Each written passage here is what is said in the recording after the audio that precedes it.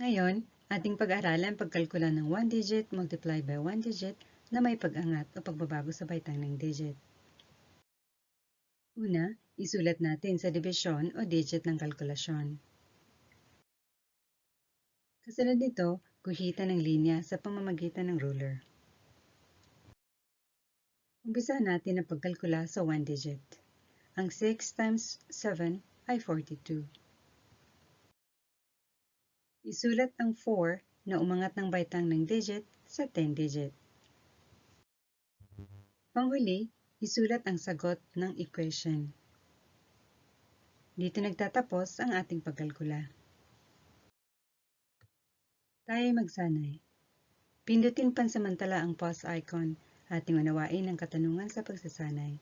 Pindutin ang play icon kapag natapos sagutin ang katanungan. Ating lagyan ng marking na bilog. Ngayon, magtugma tayo ng sagot. Number 1, 9 times 4. Ang sagot ay 36. Number 2, 8 times 7.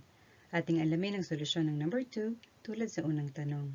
Ang sagot ay 56. Tama ba ang inyong mga sagot sa dalawang katanungan? Panghuli, iripasuhin natin ang inaral natin ngayon. Basahin natin ang number 1 hanggang number 5. Number 1, sa pagkalkula, i-align ang dibisyon o digit ng numero. Number 2, gumamit ng ruler sa pagguhit ng linya. Number 3, magkalkula mula sa 1 digit. Number 4, pagganap ng digit, isulat sa ibabaw ng 10 digit.